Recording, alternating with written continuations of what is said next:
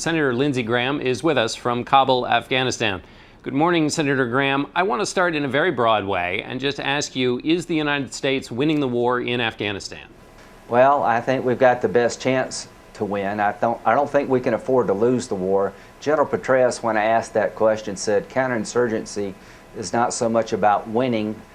Each day is about making progress, and he thinks we are making progress.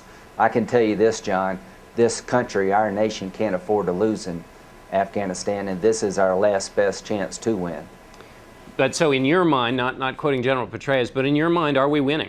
I think we've got the formula of winning. I don't want to say that we've won or that's a very good question. I asked General Petraeus the same thing. I see progress and I see great areas of concern.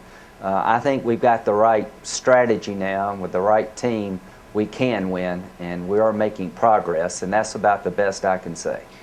Senator Graham, there's just been, of course, upheaval in the command in Afghanistan. General McChrystal is out, General Petraeus is in. Based on what you've seen, how's that going? What's the mood there with the troops? Well, people are very disappointed that General McChrystal left. He was beloved by the troops.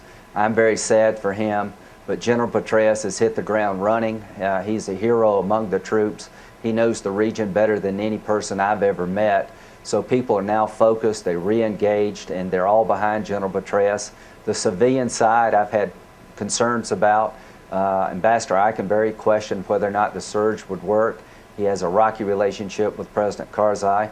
But I was briefed by Petraeus and Ambassador Eikenberry. They seem to have a good working relationship.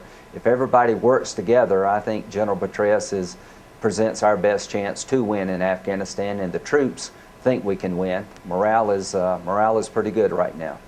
There's some question in Washington whether there might be a change in the civilian leadership there, whether Ambassador Eikenberry might in fact stay. Based on the meeting you just had, do you think that they're going forward as a team together?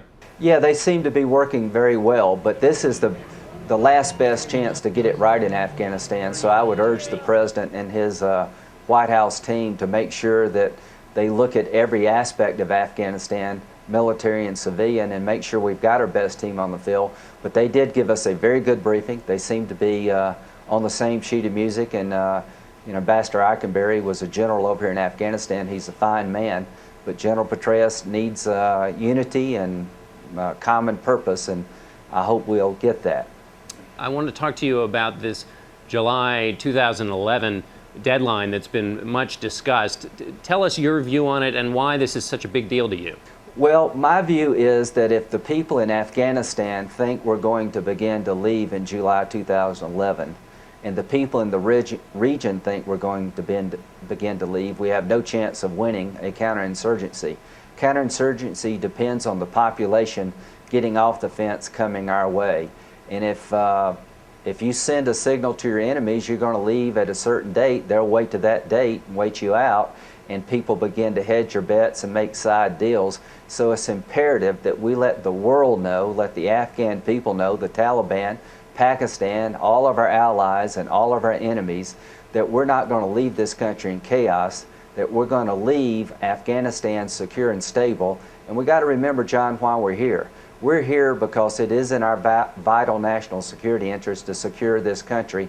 This is the place we were attacked from 9/11. I'm glad more Afghan girls are going to school. I'm glad the quality of life is improving. But the reason we came here was to secure America, and it's imperative that we show to our enemies and friends alike that we're not going to leave this country until we're more secure as a nation. The counterinsurgency strategy has been going slower by everyone's account than expected or hoped by the military leaders. Has anyone in their briefings with you or in any conversation you've had said that this deadline of July 2011 for the withdrawal of troops has affected the pace of the counterinsurgency?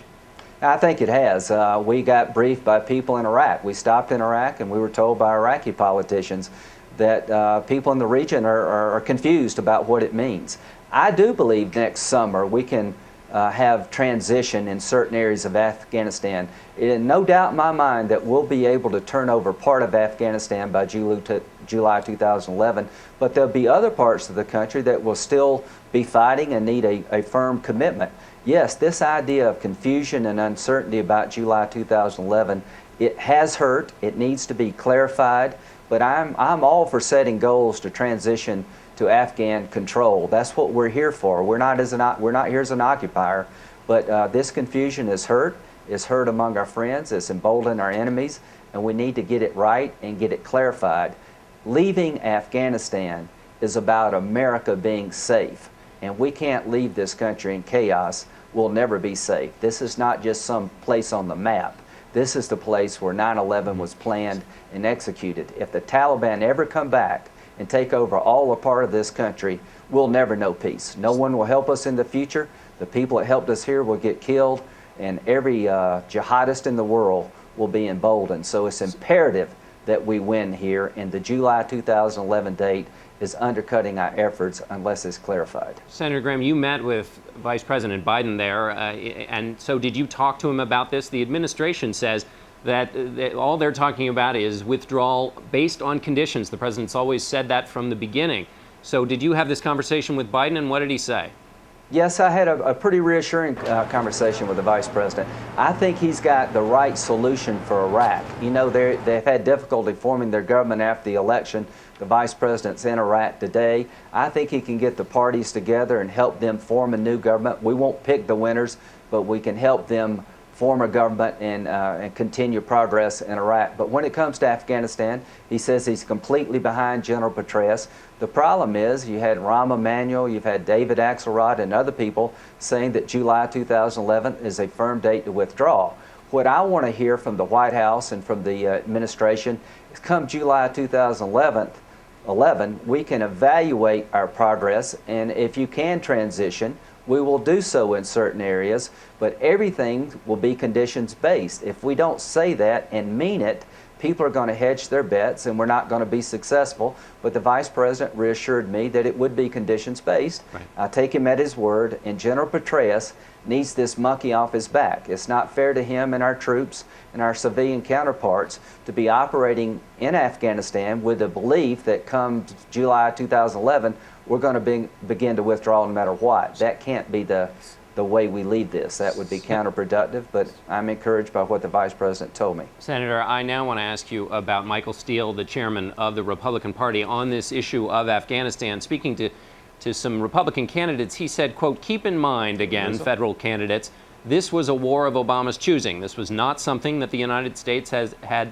actively prosecuted or wanted to engage in. He then went on to say that if the president was, quote, such a student of history, has he not understood that you know that's the one thing you don't do is engage in a land war in Afghanistan? Your reaction, Senator?